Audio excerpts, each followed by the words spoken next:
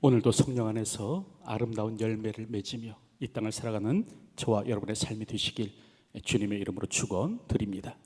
우리 주변 분들하고 서로 한번 인사하겠습니다. 사랑합니다. 축복합니다. 우리 주변 분들에게 서로 한번 문안, 예수 그리스도의 이름으로 문안하시는 시간 되시기 바랍니다.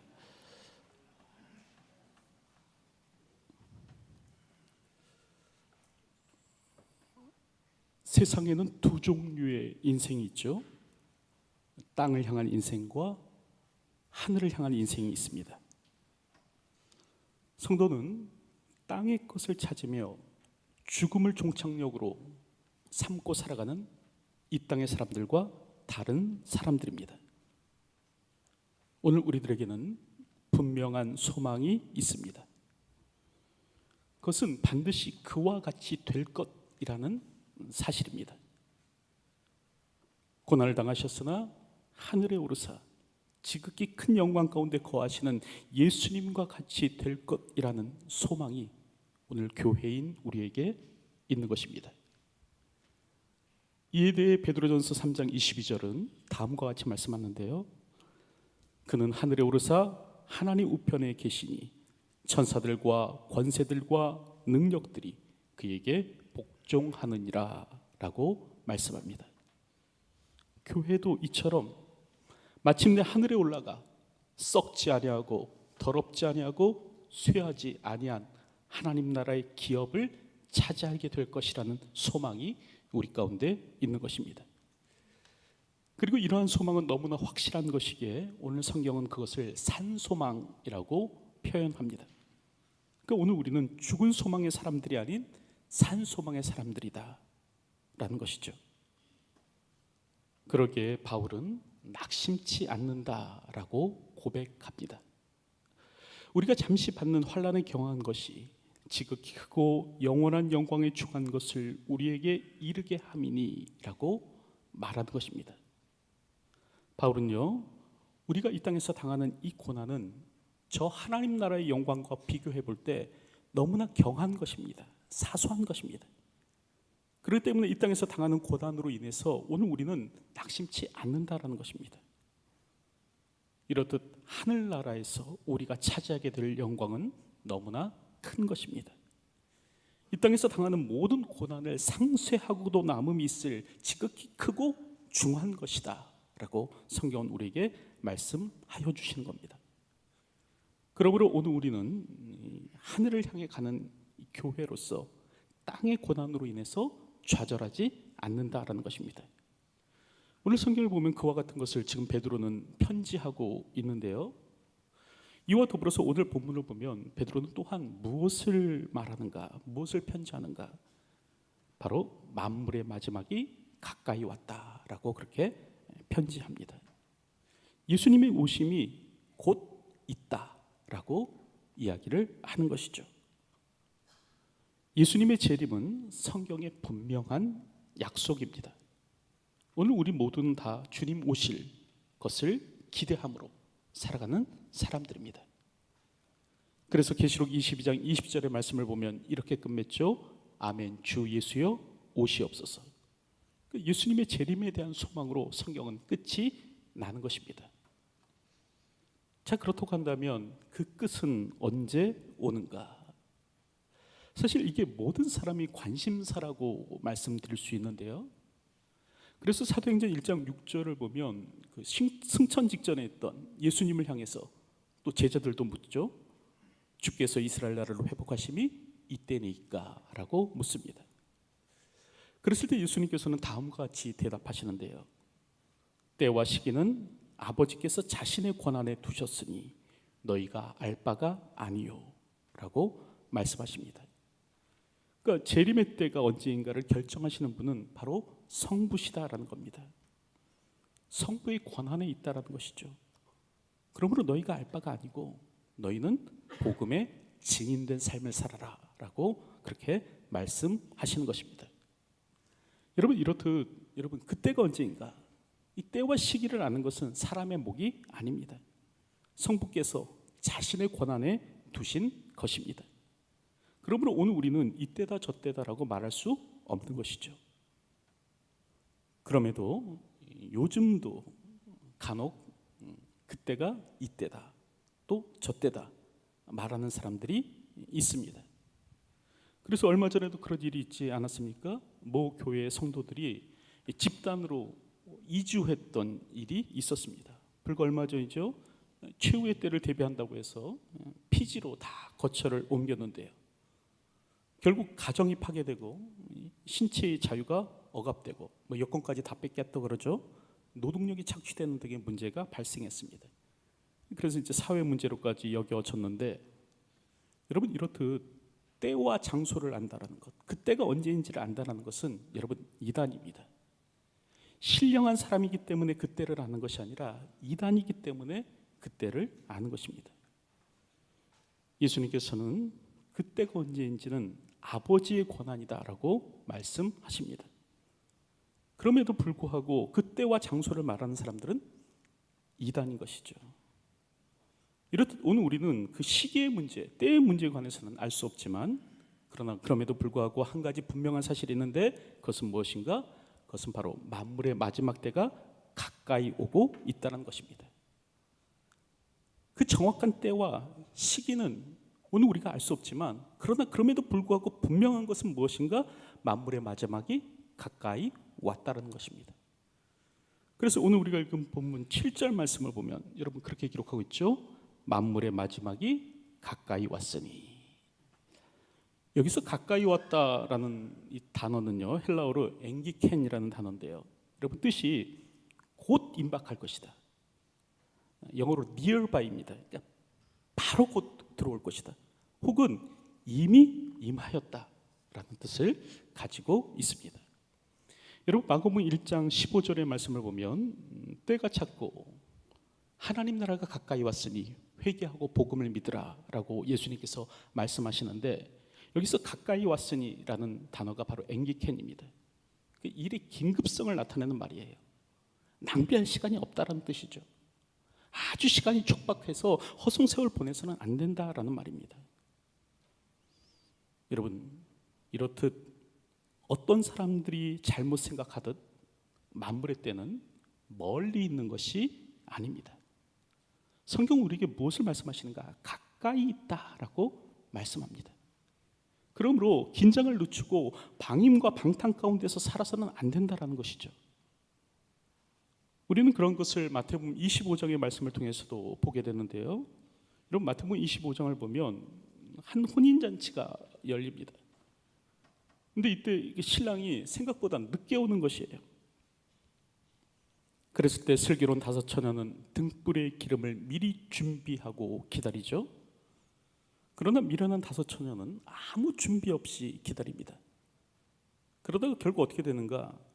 미처 등불의 기름을 예비하지 못해서 결국 이 미련한 다섯 처녀는 혼인잔치 자리에 참여하지 못하게 되었다라는 겁니다. 예수님께서는 이와 같은 비유를 들려주시면서 다음과 같은 결론의 말씀을 하십니다. 그런즉 깨어 있으라. 너희는 그날과 그때를 알지 못하느니라 라고 말씀하십니다. 마지막 때와 관련해서 오늘 우리가 해야 될 일이 무엇인가? 그것은 바로 깨어 있는 것입니다. 그러니까 영적 깊은 잠에서 빠져나와야 된다는 것이죠. 성경은 오늘 우리에게 이미 종말이 시작되었음을 말씀하고 있습니다. 이미 하나님 나라가 이 땅에 침투하여 들어왔다는 거예요. 하나님 나라는 이미 우리 가운데서 활동하고 있습니다. 마치 가루 서말 속에 섞인 누룩과 같이 지금 하나님 나라는 점점 확장되어 가고 있는 것입니다. 그러므로 오늘 본문을 보면 베드로 사도는 우리에게 무엇을 말씀하는가? 만물의 마지막 때가 가까이 왔으니 그러므로 너희는 정신을 차리고 근신하라 라고 말을 하는 것입니다. 특별히 여기서 이제 정신을 차리고 라는 말은 무슨 말이냐면 생각의 각성입니다. 생각이 깨어 있어야 된다는 말이고요. 여기서 근신하라 라는 말은 뭐냐면 깨어있는 영혼의 상태를 뜻합니다. 여러분 이는 술 취함과 반대되는 말인데요, 의식적으로 몽롱한 상태가 아닌 맑고 투명한 정신의 상태를 유지할 것을 이야기하는 것입니다. 다시 말하면 주님 오실 때가 이제 멀지 않았으니 좀 더 힘을 내어서 정신 차리고 깨어 주님 오심을 기다리라 라고 말을 하는 것입니다. 여러분, 이렇듯 교회는, 오늘 우리는 마지막 때를 기다리는 사람들입니다. 이 마지막 때를 세상의 사람들은 두려움으로 기다리지만 오늘 우리는 소망 가운데 기다린다는 것이에요. 마지막 때는 예수님께서 심판주이자 구원자로 이 땅에 오시는 날입니다. 그러므로 그날이 되면 하나님께서는요, 우리의 모든 억울한 것을 신원하여 주실 것입니다. 베드로전서 4장 5절의 말씀을 보면 그들이 산자와 죽은 자를 심판하기로 예비하신 이에게 사실대로 고하리라 라고 말씀합니다. 그러니까 모든 불신자들이 하나님 앞에 나와서 진실을 털어놓는 일이 일어날 것이다. 그러니 참고 인내하라 라고 말씀하는 것입니다. 여러분, 오늘 우리는 마지막 때를 기다리는 사람들입니다. 만물이 마지막이 가까움을 알고 있는 사람들인데, 자, 그렇다고 한다면 오늘 우리는 이러한 사람들로서 주어진 삶을 어떻게 살아가야 되는가? 만물의 마지막이 가까움을 아는 순례자로서의 교회는 어떤 삶을 살아야 하는가? 그것을 오늘 본문의 말씀 속에서 살펴보면요, 첫째로는요, 근신하여 기도하라 라는 것입니다.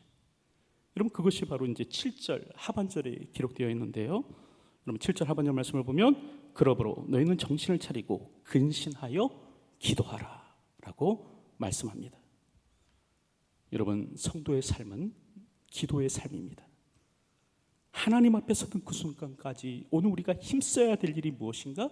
바로 기도라는 것이죠. 오늘 우리가 알다시피 이 베드로는요, 먼저는 기도에 실패한 사람이었습니다. 시험에 들지 않도록 깨어 기도하라라는 예수님의 말씀을 지키지 못했죠. 그리고 깊은 잠에 빠져들었습니다. 그러다가 결국 베드로가 어떻게 됩니까? 예수님을 모른다라고 부인하게 되는 일이 있지 않습니까?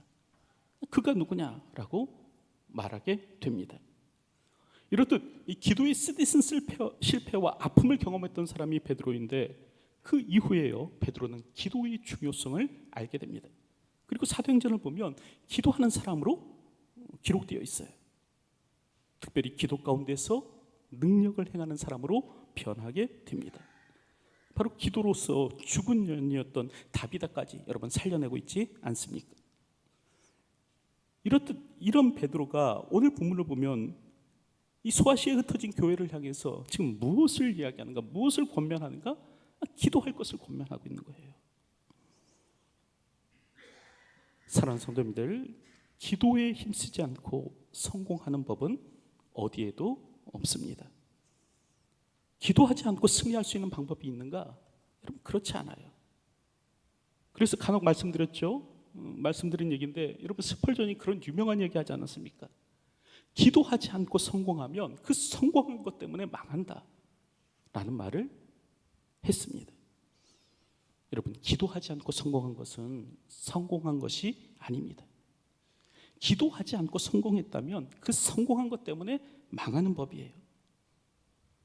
기도하지 않고 이룬 성공은 언제 무너져 내려도 좋을 사상 누각에 불과한 것입니다. 그래서 미국의 제2차 대각성 운동의 주역이었던 이 찰스 피니가 그런 말을 했죠. 죽도록 기도하라. 여러분, 그런 말을 했어요. 미국의 기독교 역사를 보면 여러분 3번에 걸쳐 놀라운 부흥운동이 일어나는데요, 이때 이제 2차 부흥운동이 바로 19세기에 일어납니다. 그런데 이 19세기에 일어났던 2차 대각성 운동의 주역이 누구인가? 바로 찰스 피니였어요.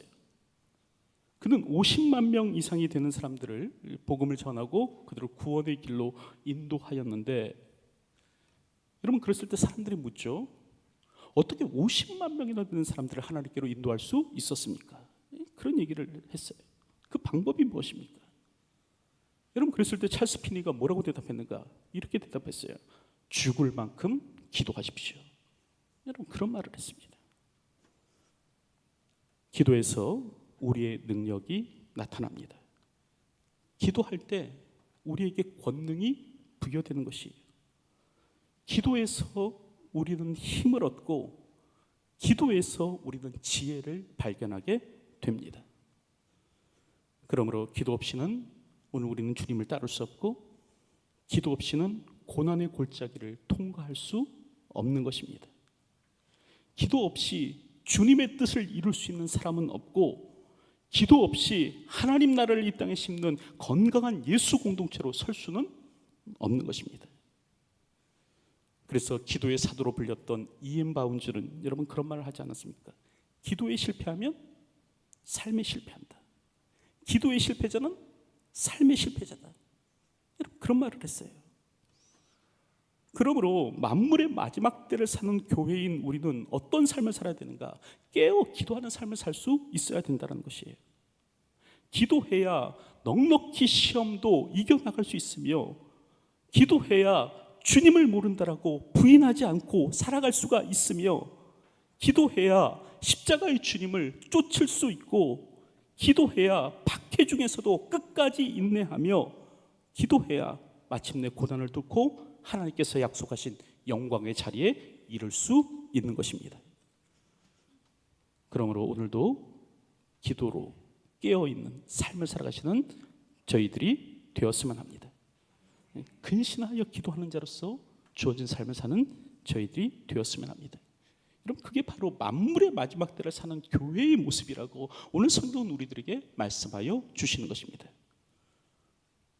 둘째로 만물의 마지막 때를 사는 교회의 모습은 무엇인가? 사랑의 섬김입니다. 뜨겁게 사랑함으로 사는 것, 이게 만물의 마지막 때를 사는 교회의 모습이라는 것이죠. 그래서 8절 말씀을 보면 무엇보다도 뜨겁게 서로 사랑할지니 라고 말씀하고 있고, 여러분 9절을 보면 서로 대접하기를 원망 없이 하고 라고 말씀합니다. 사탄은 오늘 우리 마음 가운데 원망을 불어넣는 존재이죠. 이 원망과 불평을 통해서 주님의 교회를 무너뜨리려고 하는 것입니다. 그래서 사도행전 6장을 보면 여러분 초대교회에 위기가 찾아왔는데요, 이 복음의 능력으로 힘껏 성장하던 이 교회가 위기에 빠지게 됩니다. 까닭이 무엇인가? 사도행전 6장 1절 말씀을 보니까 히브리파 사람을 원망하니라고 그렇게 기록하고 있습니다. 그러니까 헬라파 유대인들이요 히브리파 사람들을 원망하기 시작했다는 거예요.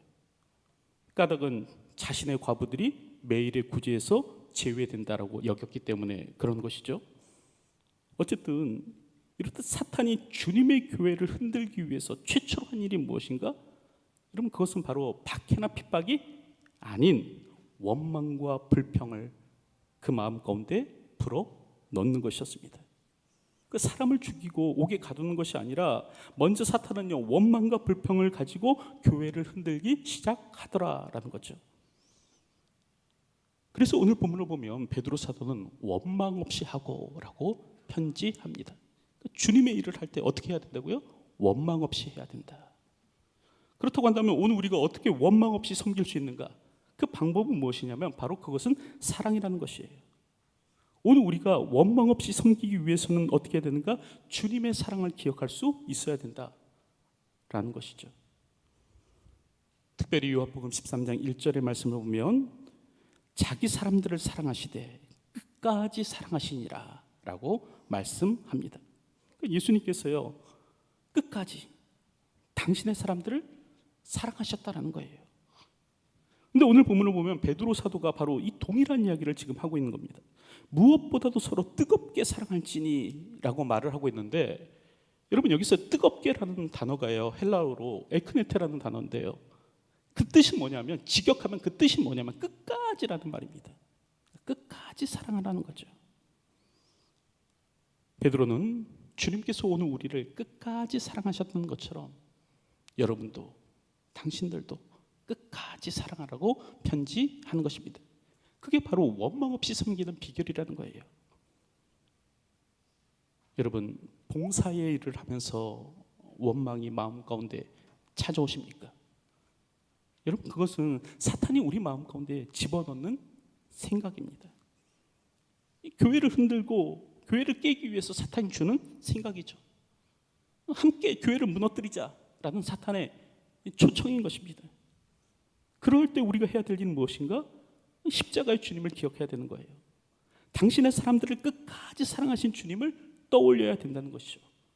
그리고 모든 일에 원망과 시비가 없이 할 수 있어야 된다라는 것입니다.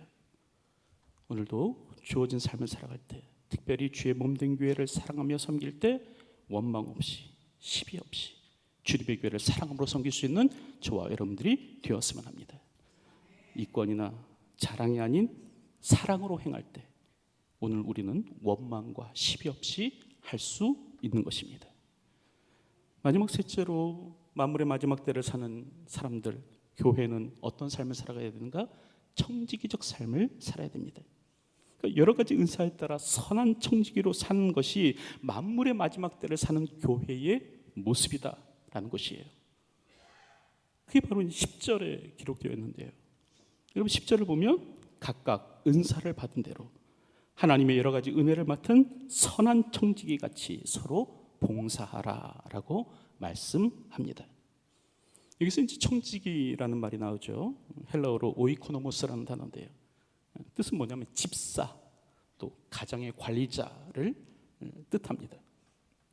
그리고 고린도전서 4장 2절에서는요, 이 말을 맡은 자라는 말로도 번역하고 있습니다.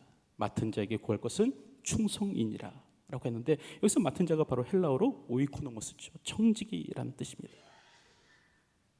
여러분, 이렇듯 청지기는 소유자가 아닙니다. 주인의 것을 잠시 맡아 관리하는 사람이죠. 신분적으로는 노예나 품꾼보다 높지만 그러나 결코 주인이 아닙니다. 단지 주인의 신임을 받아 주인의 재물이나 살림을 관장하는 자인 것입니다. 교회는 바로 이런 청지기적 모습으로 마지막 때를 살 수 있어야 된다라고 오늘 성경은 우리에게 말씀하는 것입니다.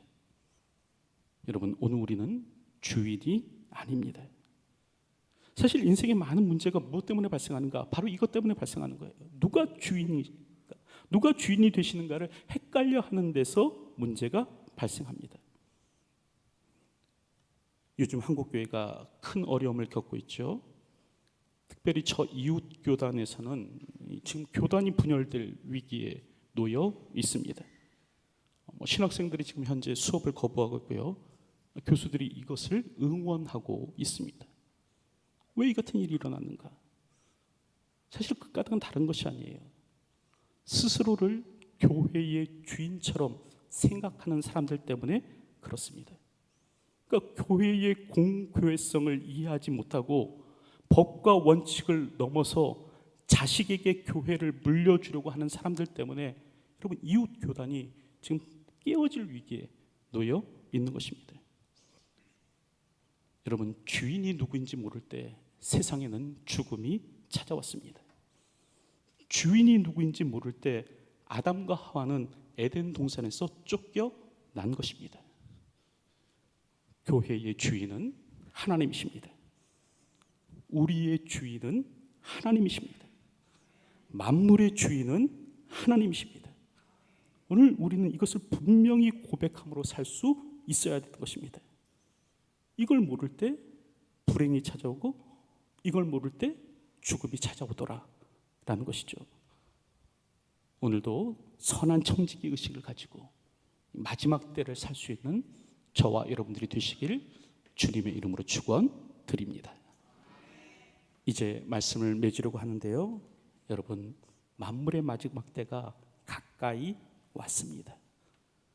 먼 훗날의 일이 아니라는 거예요. 그렇다고 한다면 이 때를 사는 오늘 주님의 교회인 우리는 어떤 삶을 살아야 되는가? 첫째로는요, 근신하여 기도하는 것입니다. 깨어 기도하는 사람이 필요하다는 거예요. 둘째는 사랑의 섬김입니다. 원망 없이 봉사하십시오. 그리고 셋째는 청지기적 삶입니다.